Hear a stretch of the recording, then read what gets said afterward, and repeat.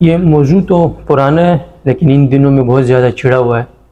خصوصاً آپ مسلسل لکھ رہے ہیں۔ فضلاء جو دینی مدارس کے فضلاء ہے ان کو ذریعہ معاش اختیار کرنا چاہیے رزق حلال، یا صرف اور صرف جو اپنے وہ تدریس کر رہے ہیں اسی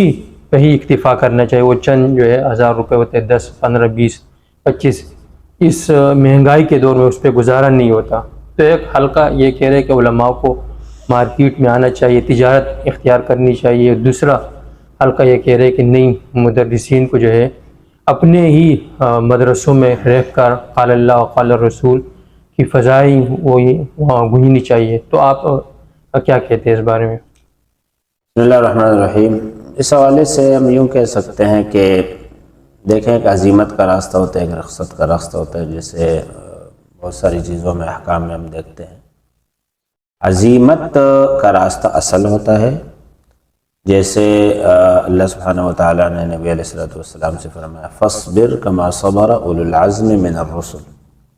کہ آپ صبر کریں جیسے اولو العزم انبیاء اور رسول نے صبر کیا ہے۔ صبر اولو العزمی ہے، اور صبر کا معنی کیا ہوتا ہے؟ امساک، اپنے آپ کو روکنا اور لذتوں کی طرف، خواہشات کی طرف نہ جانا۔ اب مدارس میں جو علماء پڑھا رہے ہیں وہ میں سمجھتا ہوں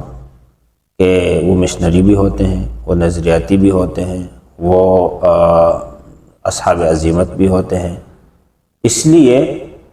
کہ ان کے سامنے ساری چیزیں ہیں، معاشرے میں وہ بھی رہ رہے ہیں، کاروبار ان کے سامنے ہو رہا ہے، ملازمتیں ان کے سامنے ہو رہی ہے، کھیتی باڑی،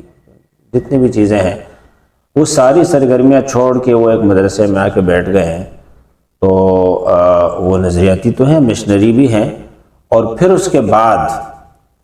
وہ جیسی جو ہے صورتحال ہے اس پہ صبر کر رہے ہیں، اور دل برداشتہ نہیں ہو رہے، شکوے شکایتیں نہیں کر رہے ہیں، اور کوئی طمع اور لالچ نہیں ہے۔ تو اگر ایسا ہے، یہ تو صاحب عزیمت لوگ ہیں، اور اگر وہ یہاں آ گئے ہیں اور پھر شکوے شکایتیں بھی کر رہے ہیں تو وہ ایک انسان کی طبعی کمزوریاں ہوتی ہے۔ ان سے بھی لازمی نہیں ہے کہ ہم یہ نتیجہ اخذ کریں کہ نہیں بھائی یہ شکوے شکایتیں جب میرے سامنے یا کسی بھی سامنے یا کہیں بھی اشارے کنایے سے سامنے کوئی شکوہ آ گیا، ہم نے کہہ دیا کہ کیوں بیٹھ گئے آپ مدرسے میں جب آپ برداشت نہیں کر سکتے۔ تو وہ انسان ہے، اس طرح چیزیں ہوتی ہیں، کوتاہیاں بھی ہوتی ہیں، لیکن مجموعی لحاظ سے وہ ایک اچھے راستے پہ چلا ہے، اور قوم کی جو ہے دینی لحاظ سے اصلاح اور تعمیر کے لیے انہوں نے اپنے آپ کو پیش کیا، اپنی خدمات پیش کیے، تو وہ جو ہے قابل تحسین ہے۔ تو اب جب یہ عزیمت کا راستہ ہے، اب ہمارا سوال صرف یہ ہے نا، ہمارا اعتراض اس بات پر ہے کہ آپ ان لوگوں کا مذاق اڑا رہے ہیں اور کہہ رہے ہیں کہ نہیں بھائی مولوی صاحب بیٹھا ہوا ہے اور محترم صاحب جو ہے نا اسی سے آس لگائے بیٹھا ہے، اور کہیں جو ہے کوئی سوچ ہی نہیں رہا ہے اور کوئی ہمت ہی نہیں ہے اس میں، کچھ کرنا چاہیے، آگے بڑھنا چاہیے۔ تو آگے بڑھا ہوا ہے نا، عزیمت کا راستہ جو ہے اس نے اختیار کیا ہے۔ آپ کے لیے رخصت ہے زیادہ سے زیادہ کہ آپ جائے کمائیں، آپ یہاں صبر نہیں کر سکتے، آپ کو خواہشات نے جو ہے نا اپنی گرفت میں لیا ہے، آپ جا رہے ہیں تو جائیں، لیکن اس کو رخصت سمجھیں۔ دیکھیں اسلام کا مزاج، ہم اس کی بات کر رہے ہیں نا، نبی کریم صلی اللہ علیہ وسلم نے یہ فرمایا ہے کہ آپ زیادہ نہ کھائیں، آپ جو ہے عیاشی والی زندگی نہ گزارے، اتنے کپڑے، اتنے مکانات اور یہ چیزیں، اور خوب جو ہے دنیا بنانے میں لگنا، اس کی حوصلہ شکنی ہوئی ہے۔ اچھا، دوسری طرف حفظان صحت کے حوالے سے نبی علیہ السلام نے یہ نہیں فرمایا کہ مرغیاں کھاؤ، فلاں فلاں گوشت کھاؤ، اس طرح کی چیزیں کھاؤ۔ وہ انسان کی طبعی ضرورتیں ہیں، اس کی طرف آپ خود جائیں گے۔ اسلام جو ہے اس نے اباحت رکھی ہے، وہ جا کے کہیں قدغن لگائے گا کہ نہیں اس سے آگے نہیں بڑھنا۔ اب اسلام کا مزاج یہ نہیں ہے کہ وہ آپ کو وہ ساری چیزیں بتائے۔ تو آپ اگر کہیں جا رہے ہیں، کھانا کھا رہے ہیں، مزیدار کھانے کھا رہے ہیں، جو بھی آپ کا دل کرتا ہے حلال چیزیں کھائیں، لیکن آپ اس کی تشہیر کیوں کرتے ہیں؟ اور تشہیر کر کے آپ اگر یہ کہہ رہے ہیں کہ دیکھو مولوی صاحب بیچارہ جو ہے نا ان چیزوں سے محروم ہے، وہ تو اس طرح کے کھانے نہیں کھا رہے، وہ تو فلاں فلاں تفریح نہیں کر رہے، مدرسے کے اندر بیٹھا ہوا ہے، تمہیں کیا پتہ۔ جیسے کئی شرابیوں نے جو ہے نا مولویوں کو اور جو ہے صوفی کو تانے دیے ہیں کہ تمہیں شراب کی لذت کا کیا پتہ۔ یہاں یہ ہو رہا ہے، تو میں یہ اس کا تو سوال ہی نہیں ہے کہ آپ کاروبار کیوں کر رہے ہیں، آپ جاب کیوں کر رہے ہیں، آپ کی سرگرمیاں اس طرح کی ہیں کہ جو ہے آپ مدرس ہوتے ہوئے یا یہ ہے کہ عالم ہوتے ہوئے دوسری طرف جا رہے، بے شک جائیں، اس میں تو کوئی مسئلہ ہی نہیں ہے، وہ تو جائز ہے، جیسے عام مسلمانوں کے لیے جائز ہے آپ کے لیے بھی جائز ہے۔ کوئی آپ کو اس کا طعنہ دے رہا ہے کہ آپ محروم ہو رہے ہیں یا آپ غلط کر رہے ہیں، آپ گناہ کر رہے ہیں، آپ کو شرم آنی چاہیے، وہ ٹھیک نہیں ہے، بالکل وہ آپ کا حق ہے۔ بس صرف یہ ایک بات ہے کہ آپ اس کو رخصت سمجھیں، اس کو اصل نہ بنائیں کہ آپ اس کو جو ہے بڑے فخر سے دھڑلے سے پیش کر رہے ہیں اور کہہ رہے ہیں کہ بھئی یہ ہے اصل کام، اب میں کامیاب ہو گیا، میں تو بڑا جو ہے نا بدحال تھا، میرے ساتھ تو یہ ہو رہا تھا۔ اور جو کچھ آپ کے ساتھ ہوا ہے یہ ایسا ہی جیسے غریب آدمی اپنے بچوں کو پالتا ہے اور جو کچھ اس سے بن پڑتا ہے وہ کر گزرتا ہے، لیکن جب اللہ تعالیٰ نے کسی بچے پر انعام فرمایا، کہیں وہ ذہین ہے، تعلیم اس نے حاصل کر لی یا کہیں بیرون ملک چلا گیا، جو بھی ہے، اب آ کے وہ اپنے گھر کی ایک ایک چیز کو اٹھا کے جو ہے نا، میری والدہ کو تو روٹی یہ جو ہے نا کیا کہتے ہیں کڑھائی پکانا نہیں آتا، اس کو تو تکے بنانا نہیں آتا، اس کو تو فلاں ڈش تیار کرنا نہیں آتا، اور ہمارے گھر میں کبھی یہ دیکھا ہی نہیں میں نے، اور وہ زندگی ہم نے گزاری ہے اور لعنت اس زندگی پر۔ یہ طریقہ غلط ہے۔ میں سمجھتا ہوں اس وقت جو لوگ کچھ لوگ بہت جذباتی ہو رہے ہیں کہ جن کے پاس شاید پیسے نہیں تھے، غریب گھرانوں کے تھے، ان کو تھوڑے پیسے مل گئے، لائف سٹائل تھوڑا اچھا انہوں نے دیکھا، کچھ اس طرح کے دوستوں اور لوگوں کے ساتھ ملنا جلنا ہو گیا، تو اب جا کے مدرسے کو وہ ایک عجیب انداز میں پیش کر رہے ہیں کہ جیسے کہ وہاں بالکل ظلمتیں ہیں۔ تو یہ سوال جو ہے نا اس پر ہمارا ہے اور اس پر جو ہے ہمیں شکوہ ہے ان لوگوں سے، باقی تو چلتا ہے۔ تو آپ کے نزدیک ایک آئیڈیل مدرس کس طرح ہونا چاہیے؟ تدریس کو تو میں نے ہمیشہ اس طرح سمجھا ہے نا جیسے محاذ پہ ایک آدمی ہوتا ہے، نظریاتی جنگ ہے اگر ہم یہ سمجھ رہے ہیں۔ بہت سارے لوگوں کا تو یہ خیال ہے کہ نا مدرسے کا کوئی کردار ہی نہیں ہے معاشرے میں، مدرسہ تو ایسے ہی فضول کمائی کا ایک ذریعہ ہے محترم صاحب کا، اور ادھر ادھر کے جو ہے نا صدقے زکوٰۃ جمع کرتے ہیں اور وہ مدرسین کھاتے ہیں، نہ کوئی یہاں سے کام کے لوگ نکلتے ہیں، نہ کوئی معاشرے میں اس کا کردار ہے۔ اگر کسی کا یہ نظریہ ہے تو اس سے تو باس ہی نہیں ہے، لیکن میں تو سمجھتا ہوں یہ دین کے قلعے ہیں اور یہ نظریاتی جنگ میں ہمارے جو ہے معسکر ہے، اور ہم یہاں رجال پیدا کر رہے ہیں، آپ ان کو غازی کہیں، آپ ان کو مجاہد کہیں، آپ ان کو قائد کہیں، رہنما کہیں، زعما کہیں، جو بھی کہیں، لیکن رجال تیار ہو رہے ہیں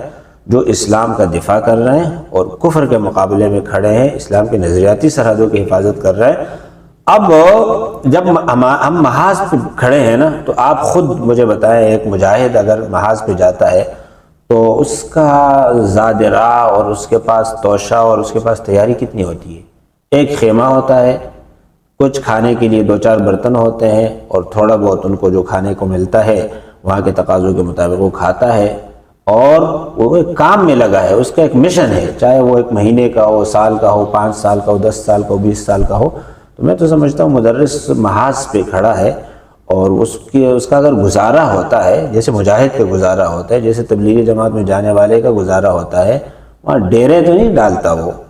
اور وہ یہ تو نہیں سوچتا کہ میں نے یہاں ساسے بنانے ہیں۔ تو مدرس کا ذہن تو یہ ہونا چاہیے۔ ہاں، یہ اپنی جگہ ہے کہ معتممین کے بس میں ہو اگر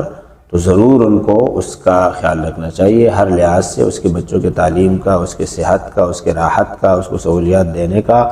وہ تو ایک فرض بنتا ہے، اخلاقی فرض بنتا ہے، اور وہ اداروں کو ترقی دینے کا، دینی تعلیم کو ترقی دینے کا، علماء کو عزت دینے کا ایک جائز جو ہے راستہ ہے، اور وہ ضرور ہونا چاہیے۔ بلکہ میں سمجھتا ہوں کہ علماء کو اس میں بھی کردار ادا کرنا چاہیے کہ وہ حکومت سے یہ سارا کچھ لے۔ یہ کیا ہم نے بنایا ہوا ہے کہ بھائی انگریزی تعلیم حاصل کرنے والوں کو تو سب کچھ ملتا رہے اور ہم جو ہے بس صرف دفاعی جنگ لڑتے رہے کہ نہیں جی مدرسے کو کچھ نہیں کہو اور مدرسے کو معاف کر دو، اور بھائی مدرسے کو آپ دو، اسلامی ملک ہے، یہاں کے اموال اور یہاں کی ساری چیزوں پر ہمارا بھی اتنا ہی حق ہے جتنا انگریزی تعلیم حاصل کرنے والے کا حق ہے، اس کے لیے باقاعدہ بجٹ ہونا چاہیے۔ لیکن یہاں پھر دوسرا مسئلہ آتا ہے، اور وہ یہ کہ عالمی استعمار یا عالمی قوتیں ان کے لیے مدرسہ مسئلہ ہے، وہ مولوی کو برداشت نہیں کر رہے اور ہمارے لوگ ان کے بغیر چل نہیں سکتے ہیں، تو پھر جو ان کی بات آتی ہے تو یہ جتنے بھی مذاکرات ہوتے ہیں، جیسے ہمارے سامنے 30-40 سال سے والے وہ سب فیل ہو جاتے ہیں وہاں جا کے کہ بھائی ان کو کچھ نہیں ملے گا جب تک وہ ہمارا نصاب یا ہمارا جو ہمارے مطالبات ہے پورے نہیں کریں گے. وہ مطالبات اگر آپ ان پہ غور کریں تو واضح طور پر معلوم ہوتا ہے کہ وہ ہمارے اس یہاں جو بھی کہیں وہ اس کو انتہا پسندی کا ہے یا بنیاد پرستی کا ہے یا تشدد کا ہے یا جو بھی کہیں، لیکن اس کا مطلب ہے کہ خالص اسلام کا جو خالصیت ہے اس کو وہ نہیں برداشت کر رہے. وہ کہتا ہے یہ ختم ہو جائے. آپ جو ہے جیسے وحدت ادیان کا ایک تصور ہوتا ہے سب کے ساتھ چلنے کا، اور کوئی جو ہے تفریق نہیں ہے، کوئی حد بندی نہیں ہے، آپ جو ہے ان کے ساتھ بھی بیٹھ رہے ہیں، ان کو بھی اچھا کہے ان کو بھی اچھا کہے، تو ایسا تو ظاہر ہے کہ پھر اسلام کے منافی ہے. اس کے لیے تو مدارس والے تیار نہیں ہے. جہاں تک ممکن تھا سمجھوتا اور یہ ہے کہ ان کے ساتھ مصالحت کا معاملہ وہ تو ہم کرتے رہے ہیں. مدارس میں بڑے بڑے اولیاء اللہ ہیں، شیخ سلیم اللہ خان اور ان سے پہلے اور ان کے بعد کے جتنے بھی حضرات ہیں وہ بڑے اہل اللہ بھی تھے، بڑے بصیرت والے بھی تھے، اور جہاں تک ممکن تھا انہوں نے مصلحت کا راستہ اختیار کیا. لیکن ظاہر ہے پھر وہاں رکاوٹیں آ جاتی ہیں. تو یہ ایک حالت جنگ میں ہے ہم، اور اس میں بڑے مسائل ہیں مدارس کے لیے، علماء کے لیے. مستقبل دینی مدارس کا آپ کیسے دیکھتے ہیں؟ جس طرح کے نئے مسائل آ رہے ہیں، فتنے اجاگر ہو رہے، جس طرح اب یہ ذریعہ معاش کا مسئلہ ہے، پہلے اتنے نہیں ہوتا رہا، اب تقریباً ہر دوسرا بندہ یہی کہہ رہا ہے کہ مدرسین کو جو ہے باہر نکلنا چاہیے. تو آپ دینی مدارس کا مستقبل کیسا دیکھتے ہیں؟ بالکل یہ بڑا اہم سوال ہے. مدارس کو کنٹرول کرنے کے لیے مختلف طریقے آزمائے جا رہے ہیں، بزور زبردستی ختم کرنے، دھمکیاں دینے، یہ کرنے وہ کرنے، پابندیاں لگانے اور اکاؤنٹ منجمد کرنے کا، یہ سارے طریقے بھی ہوئے ہیں. نصاب چینج کر دے اور ہمارے مطالبات پورے کر دے. اب میں سمجھتا ہوں یہ بھی اسی کا ایک حصہ ہے، اور ہمارے نوجوان خاص طور پر اس کے لیے غیر شعوری طور پر، اور کچھ شعوری بھی ہوں گے، دیدہ دانستہ بھی ہوں گے، جو استعمال ہو رہے ہیں کہ بھائی وہ کاروبار بے شک کرے، لیکن وہ اس کو میڈیا میں اس طرح نہ لائیں کہ جیسے کہ مدارس میں بہت برا ہو رہا ہے اور زندگی جو ہے وہاں اجیرن ہے اور وہاں لوگوں کے لیے بڑے مسائل ہیں. اور اس سے میں سمجھتا ہوں مدارس کو نقصان ہوگا، اور مستقبل میں مدرسوں کو بہت کچھ جو ہے ایسے فیصلے کرنے ہوں گے کہ جو مدارس کے بچانے کے لیے بہت ضروری ہوں. مولانا زاہد الراشدی صاحب، ان کے صاحبزادے کا اتنا طویل عرصہ ان پر یہ ان کے چونکہ میلان غامدیت کی طرف تھا تو والد صاحب پر دباؤ بھی ڈالا گیا، آزمائشیں بھی ان پر آئی کہ آپ ان سے قطع تعلقی کریں. تو والد صاحب نے بیٹے کے ساتھ تعلق رکھا ہوا تھا، یہ تکالیف برداشت، اب آ کے انہوں نے لا تعلقی اختیار کی. تو آپ یہ کیا سمجھتے ہیں، یہ کیوں ایک دم سے یہ فیصلہ ہوا؟ کیا خاندانی چپکلش ہے یا نہیں، کچھ غامدیت کچھ زیادہ ہی سر اٹھا رہی، کیا وجہ ہو سکتی ہے؟ مولانا زاہد الراشدی صاحب بہت بڑے جلیل القدر عالم دین ہیں. ان کے والد صاحب مولانا سرفراز خان صفدر صاحب رحمہ اللہ بہت بڑے جلیل القدر آدمی تھے، اور امام اہل سنت کا لقب ملا ان کو. ہمارے بھائی عمار ناصر صاحب بہت صاحب مطالعہ اور علمی آدمی ہے، اور ہم نے ان کو پڑھا بھی ہے، سنا بھی ہے. مسئلہ مجھے جو لگ رہا ہے وہ یہ ہے کہ مولانا عمار صاحب بڑے ذہین فتین ہیں، شروع سے کچھ ان کا ذہن ایسا تھا کہ وہ کچھ نیا رخ اختیار کرنا چاہ رہے تھے، اور اس کے لیے وہ غامدی صاحب کی ہتھے چڑھے، اور پھر اس کے بعد وہ غامدی تھے 100%، اور دیوبندی فکر میں سمجھتا ہوں انہوں نے غامدی صاحب کے پاس جانے کے بعد بالکل مسترد کی ہے. ہاں ان کا طریقہ جو ہے وہ شائستہ ہے، اور وہ ایک شائستہ طریقے کے ساتھ اس معاملے کو چلاتے رہے، اور انہوں نے بہرحال الگ ہونا تھا. جیسے انہوں نے خود کہا نا، غیر ضروری تاخیر ہو گئی، تو یہ تاخیر جس جانب سے بھی ہوئی مولانا برداشت کرتے رہے یا وہ برداشت کرتے رہے. اب کہیں سے جو ہے نا برداشت ختم ہو گیا ہے، اور وہ معاملہ جو ہے کھل گیا ہے، اور ان کے راستے میں سمجھتا ہوں الگ ہو گئے. باقی باپ بیٹا ہے. مولانا زاہد الراشدی صاحب بھی بڑے جہاندیدہ آدمی ہیں، اور بڑے صاحب برداشت اور متحمل مزاج ہیں، اور عمار ناصر بھی بڑے سمجھدار ہیں. میں سمجھتا ہوں کوئی زیادہ کچھ ہوگا نہیں، تعلق ان کا برقرار رہے گا، لیکن یہ ہے کہ راستے تو ان کے الگ الگ ہو گئے. اب وہ غامدی مکتب فکر کے لیے جو ہے کل وقتی کام کریں گے، اور میں سمجھتا ہوں کہ دیوبند کو آڑے ہاتھوں لیں گے. اور خاندانی معاملات تو جیسے چچا بھتیجے کے تھے، والد صاحب اور بیٹے کے بھی ہوں گے، لیکن والد صاحب تو بیٹے کے معاملے میں پھر آپ سمجھتے ہیں نا کہ بہت کچھ برداشت کرتا ہے، اور بہت کچھ جو ہے کہہ بھی نہیں سکتا. تو میں سمجھتا ہوں زاہد الراشدی صاحب کا بھی وہی ملا جلا رد عمل رہے گا، انداز رہے گا، لیکن معاملہ جو ہے اب کافی حد تک واضح ہو گیا کہ وہ احمدیت میں چلے گئے اور دیوبندیت سے نکل گئے، اور باقی ان کا اپنا معاملہ ہے، وہ تو ظاہر ہے ہم کسی کو حق نہیں دیں گے کہ آپ ہم پہ تبصرہ کریں ہمارے مزاج کے خلاف۔ مجمع العلوم الاسلامیہ بورڈ ہے تو وہ اب کس حد تک جا رہا ہے؟ مجمع العلوم کا جو صدر ہے حضرت مولانا مفتی عبدالرحیم صاحب حفظہ اللہ، وہ اس بورڈ کو اس طرح چلا رہے ہیں کہ وہ کہہ رہے ہیں کہ اب ہم ابتدائی 3-4 سال میں دوسرے مدرسوں کا الحاق نہیں کریں گے، اس بورڈ کو مضبوط کریں گے، اگر یہ چل گیا اور کامیاب ہو گیا تو پھر اگر کوئی ملنا چاہے گا تو ہم لیں گے، اور وہ ہمیشہ یہ کہتے ہیں کہ اگر یہ کامیاب ہوئی، ایک تجربہ ہے، ہم ایک دیوبندی ہونے، انہوں نے بہت تیز سلسلے شروع کیے تھے الحاق کا، وہ روک دیے، اور میں سمجھتا ہوں وہ کچھ ایک حد تک جو مدرسے پہلے سے ان سے رابطے میں تھے وہ ملحق ہو گئے، باقی تو اس سلسلے کی کوئی مہم چلی نہیں ہے میں جہاں تک سمجھتا ہوں۔ تو وہ جو ہے وہ یہ فرماتے ہیں کہ میں دیوبندی ہوں اور دیوبندیت میں ایک نیا تجربہ ہو رہا ہے، اگر وہ کامیاب ہو گیا تو اس کو ہم اپنے اکابر کی جھولی میں ڈال دیں گے، وہ پھر جیسے کہیں گے کہ بھئی بورڈ رہے یا نہ رہے، اور اگر ناکام ہو گیا تو ایک جزوی طور پر ناکامی ہوگی۔ تو ان کے الفاظ تو بڑے جیسے تلے ہیں، اور اب تک جو وہ چل رہے ہیں تو نہ مزاحمت اور مقابلے کے انداز میں ہیں، اور نہ کوئی جو ہے عزائم ایسے خطرناک لگ رہے ہیں، تو میں تو سمجھتا ہوں کہ وہ ایک معمول کا ان کا معاملہ ہے کہ انہوں نے ایک بورڈ لے لیا ہے اور اس میں کچھ اصلاحات وہ چاہ رہے تھے مدارس میں، نصاب میں جو وہ کر رہے ہیں، اور انشاءاللہ وہ اچھے ہوں گے، اور میں سمجھتا ہوں وفاق نے بھی کافی کچھ ان سے لیا ہے اور لے بھی رہا ہے۔ جی، وفاق المدارس العربیہ، عربیہ کا لفظ اس کے ساتھ ہے، تو یہ لیکن یہاں ہم لوگ دیکھتے ہیں کہ دینی مدارس کے جو فضلاء ہیں ان میں سے بہت کم کو، یعنی آٹے میں نمک کے برابر کو عربی آتی ہے، یعنی اکثریت ایسی ہے جن کو عربی نہیں آتی۔ کیا یہ نقص ہے؟ یعنی عربیہ کا لفظ جو ہے یہ اس کا متقاضی ہے کہ سب کو عربی آنی چاہیے، یا عربیہ کا لفظ اس طرف اشارہ کرے کہ اس میں پڑھانے والی جو کتب ہے وہ عربی ہے؟ وفاق المدارس العربیہ میں سمجھتا ہوں شروع میں دارالعلوم دیوبند کا نام بھی مدرسہ عربیہ تھا، بنوری ٹاؤن جامعۃ العلوم الاسلامیہ کا نام بھی عربیہ تھا، مدرسہ عربیہ۔ یہ مدرسہ عربیہ کی اصطلاح اس وقت تھی ہندوستان میں انگریزی مدرسے کے مقابلے میں، اسکول کالجز کو جو ہے عصری یا یہ ہے کہ کیا کہتے ہیں انگریزی مدرسہ کہا جاتا تھا، اور اس کو دینی مدرسہ کہا جاتا تھا۔ اقبال کے شاعری میں اور بہت سارے شعراء کے کلام میں جو مدرسہ کا لفظ آیا وہ اسکول کے لیے آیا ہے۔ تو خیر اس کے بعد یہ ہے کہ مدارس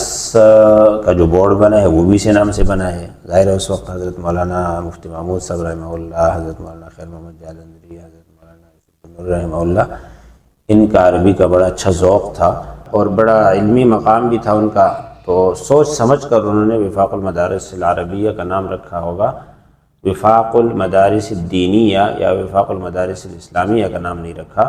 میں سمجھتا ہوں اس کی ضرورت یہی تھی کہ انگریزی مدارس کے مقابلے میں عربی مدارس،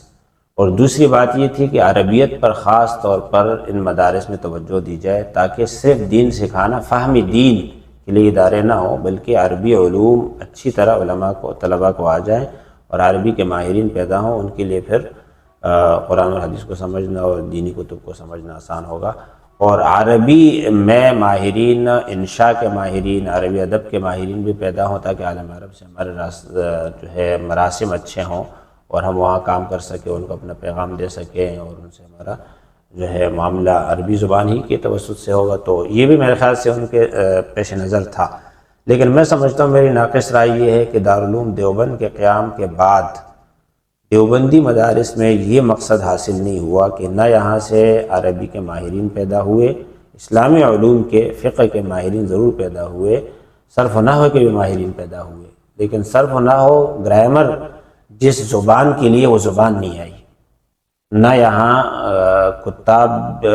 باللغت العربیہ پیدا ہوئے، نہ الاعلام العربی میں لوگ گئے، نہ ان کے ساتھ عرب دنیا کے ساتھ ہمارے کوئی اچھے مراسم بن سکے، اور یہ کمی رہ گئی ہے۔ چنانچہ مولانا ابوالحسن علی ندوی رحمہ اللہ نے یا ندوۃ العلماء نے جو اس حوالے سے ایک اپنا نظام اور نصاب بنایا، اور جو انہوں نے تبدیلیاں کی وہ بڑی ضروری تھی، اور وہ اسی لیے تھی کہ یہ کمی تھی۔ چنانچہ ندوہ نے جو پھر لوگ پیدا کیے ہیں وہ عالم عرب میں گئے ہیں، اور وہ جو ہے اسکول اور کالج اور یونیورسٹی میں گئے ہیں، اور وہاں جا کے انہوں نے عربی کے لیے کام کیا ہے، اور تحریر اور جو ہے تصنیف میں بھی بڑا ان کی خدمات ہیں، تو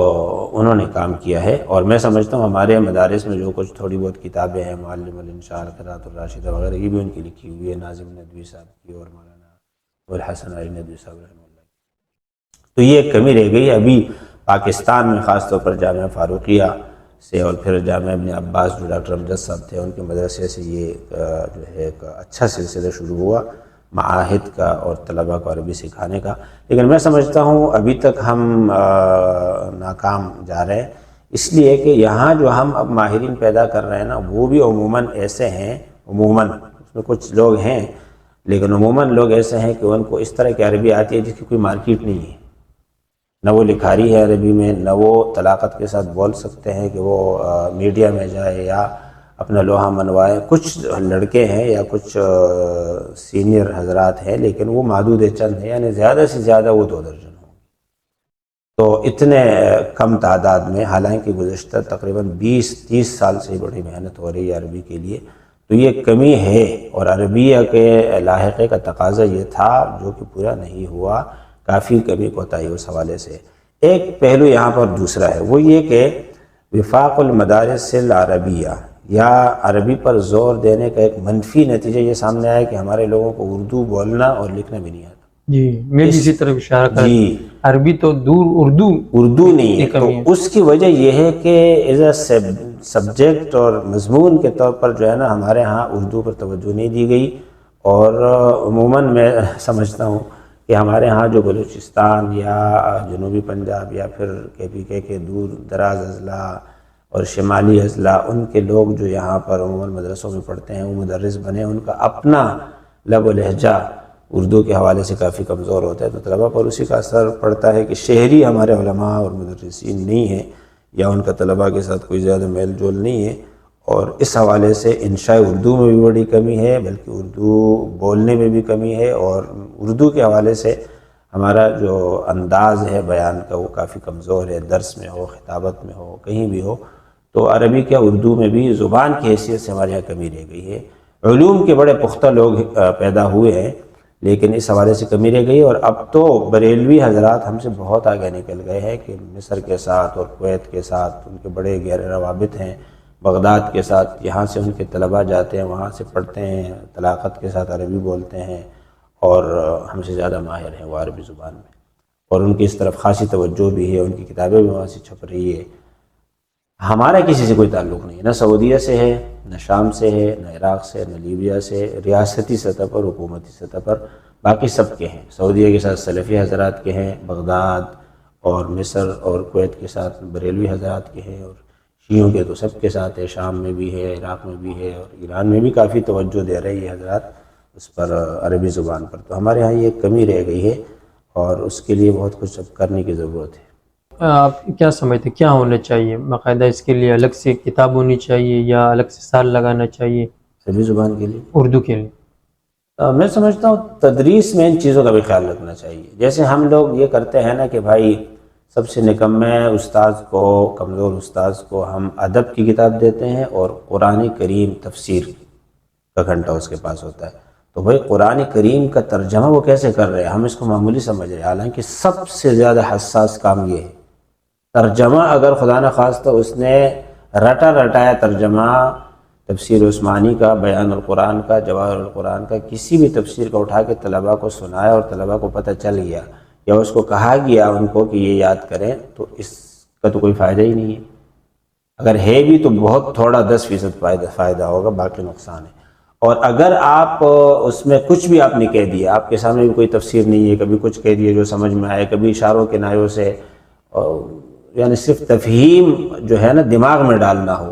زبان پہ کوئی لفظ، کوئی تعبیر نہیں چڑھانا ہے آپ نے، نہ کچھ لکھوانا ہے، نہ یاد کرانا ہے، تو ترجمے کا مقصد فوت ہو گیا۔ اس بچے کو میں سمجھتا ہوں عجمی طالب علم کو تفسیر ترجمہ کے بغیر آئے گی ہی نہیں، جبکہ ترجمہ میں وہ ناقص ہے۔ جیسے ہمارے ہاں بہت سارے علماء یہ فرماتے ہیں کہ ہمارے فضلاء اور علماء میں سے 80-90% لوگوں کو قرآن کا لفظی ترجمہ نہیں آتا کہ وہ روانی کے ساتھ ترجمہ کر لے، بلکہ کئی لوگوں نے جو ان پڑھ عورتوں کو پڑھایا ان کو پورے قرآن کا ترجمہ آتا ہے، اس لفظ کا یہ ترجمہ ہے، اس آیت کا یہ ترجمہ ہے، عالم مولوی صاحب کو نہیں آتا۔ تو اس پر توجہ دینے کی ضرورت ہے۔ پھر آپ فقہ اور جناب صرف و نحو اور دوسرے مضامین جو پڑھا رہے ہیں، آپ صرف یہ نہ دیکھیں کہ ان کی تفہیم کیسی ہے، وہ کتنے لائق ہیں، انہوں نے امتحان میں کتنے نمبر لیے ہیں، خود ان کے بچے کس اس میں پاس ہو رہے ہیں،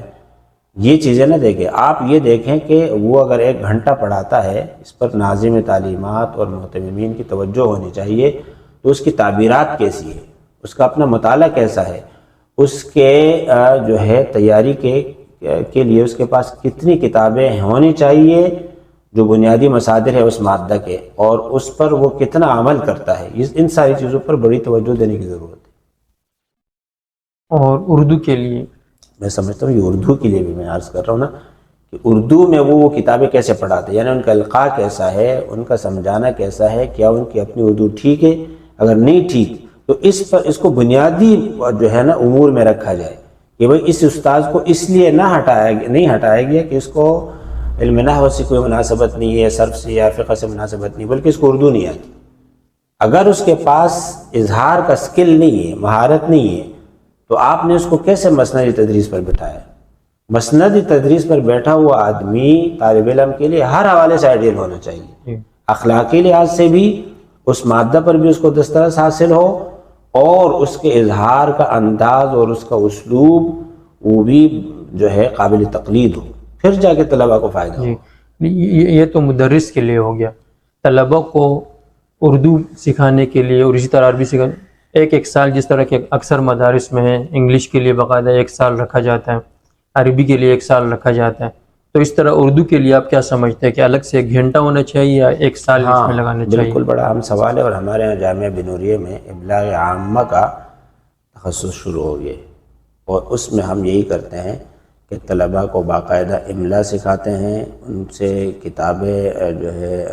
پڑھواتے ہیں اور مطالعہ کراتے ہیں، اور اردو ادب کا، اردو انشاء کا، اور کالم نویسی سکھاتے ہیں، بولنے کا باقاعدہ ہے، یہ ساری چیزیں وہاں سکھائی جاتی ہے تاکہ کچھ نہ کچھ جو کمی ہے وہ دور ہو جائے۔ آپ اپنے بارے میں ذرا بتائیے، کتنا سال ہو گیا آپ کو تدریس کے میدان میں،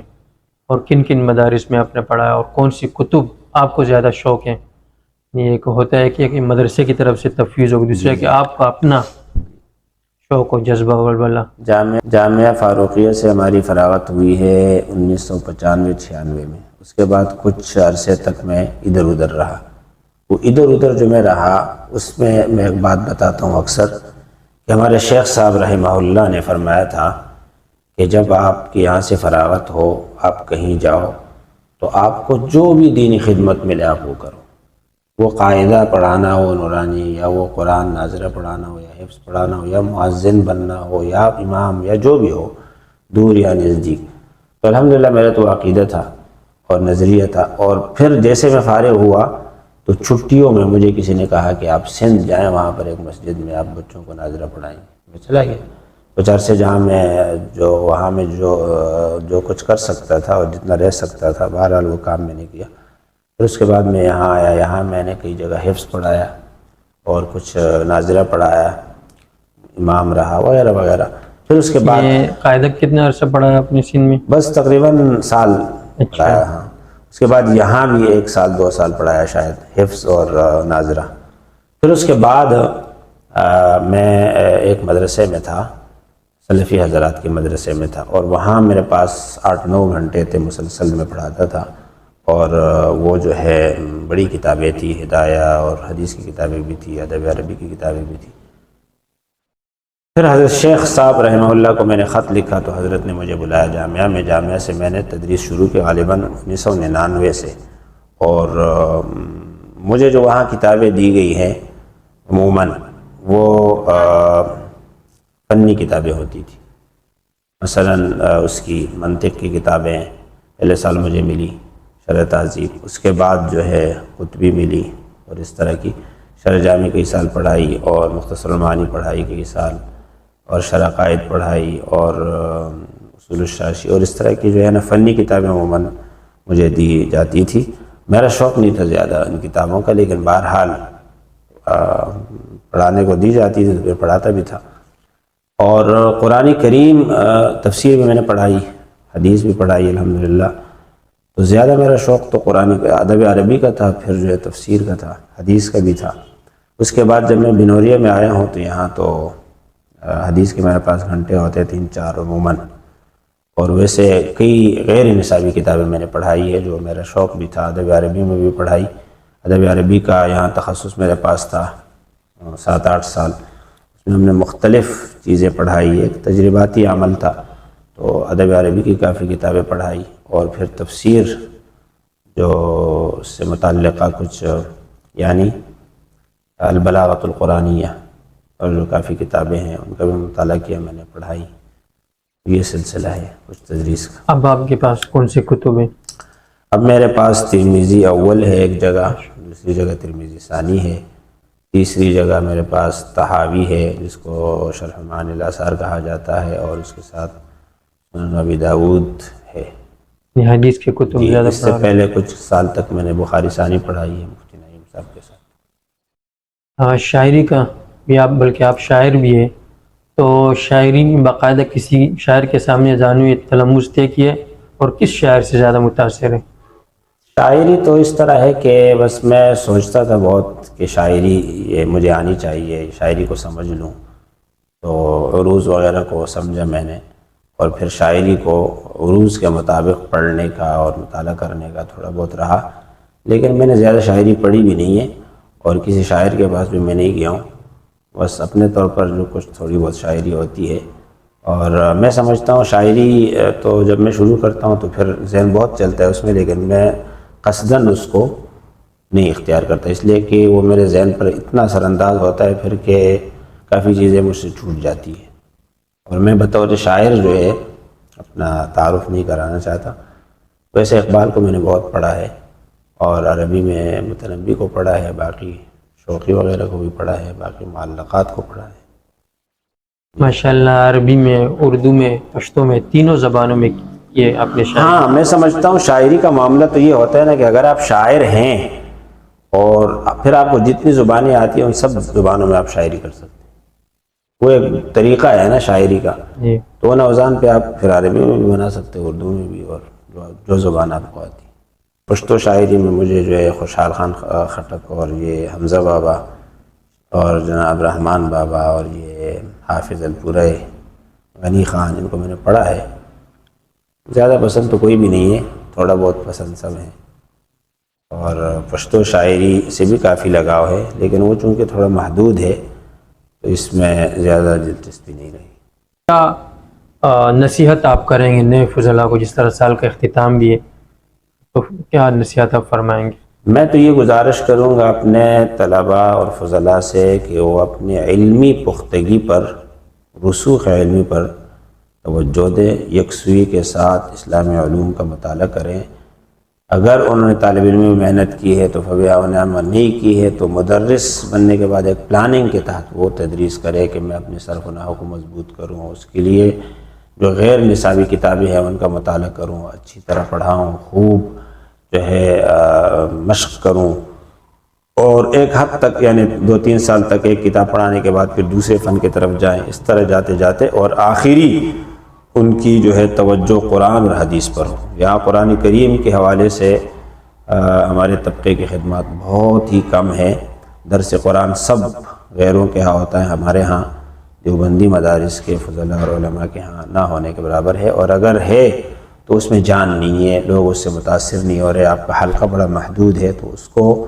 مضبوط کرنا چاہیے، اس پر توجہ دینے کی ضرورت ہے. لیکن اس کے لیے پہلے ضروری ہے کہ آپ اسلامی علوم پر اچھی جو ہے آپ کی دسترس ہو، اور اس کے علاوہ دنیا سے بھی اپنے آپ کو باخبر رکھنا چاہیے. مثلا عربی جو ہے لٹریچر کو پڑھنا چاہیے جس میں عالم عرب کے بارے میں معلومات ہوں، خاص طور پر تاریخ کے حوالے سے، رجال عرب کے حوالے سے، مختلف جو ادوار ہیں، مختلف جو حکومتیں ہیں عثمانی سلطنت اور عباسی سلطنت اور فلاں فلاں، یہ سب اس کے بارے میں، جیسے محمد الصلابی کی بڑی کتابیں ہیں اس پر، اور بھی بہت سارے حضرات کی ہیں، اس کا بھی اچھی طرح مطالعہ کرنا چاہیے، عرب ادبا کا بھی اور اردو کا بھی اچھا مطالعہ کرنا چاہیے معلومات کے حوالے سے، اور سفر نامے اور خاص طور پر جو ہے ادبیات ان کو پڑھنا چاہیے، تاکہ ہماری جو ہے ایک مضبوط صلاحیت بنے اور پھر ہم میدان میں کام کر سکیں۔ بس آخری سوال، جی، موجودہ پاکستان کا نقشہ آپ کیسے دیکھتے ہیں؟ جس طرح دوبارہ ایک کھچڑی سی بنی ہوئی، تو آنے والی حکومت آپ کس جماعت کو دیکھتے ہیں؟ پاکستان کے حوالے سے تو ہم یہی سمجھتے ہیں کہ جیسے 75 سال سے چل رہا ہے اسی طرح چلتا رہے گا، آئندہ بھی محفوظ رہے گا اللہ کے کرم سے، اور سیاسی نظام بھی اسی طرح ملا جلا رہے گا، جن کے پاس اختیارات ہیں وہ اسی طرح رہیں گے، کسی کو حکومت دینی وہ بھی جو ہے ایک محدود حد تک ہوگی، پھر اس کے بعد تھوڑے دنوں کے بعد پھر کوئی مسائل پیدا ہوں گے۔ میرے خیال سے یہ حل ہونے کی طرف نہیں جا رہی معاملات۔ یعنی مسلم لیگ میں جس طرح آئی تھی نواز شریف کہ بھائی ایک ہیرو کے طور پر، نہیں، وہ ایسا تو کچھ نہیں ہوگا شاید۔ نواز شریف اسی طرح رہیں گے، اور پھر جو ہے نا ایک مرتبہ ان کی ایک وہ ہوگی، کلش آئے گی، اور پھر ایک دوسرے کے خلاف محاذرے کا ایک فضا ہوگی۔ وہ تو میں سمجھتا ہوں یہاں کی ایک ضرورت بھی ہے، سیاستدان بھی باز نہیں آتے، اور اسٹیبلشمنٹ کی بھی ضرورت ہے۔ ٹھیک، بہت شکریہ، جزاک اللہ خیر۔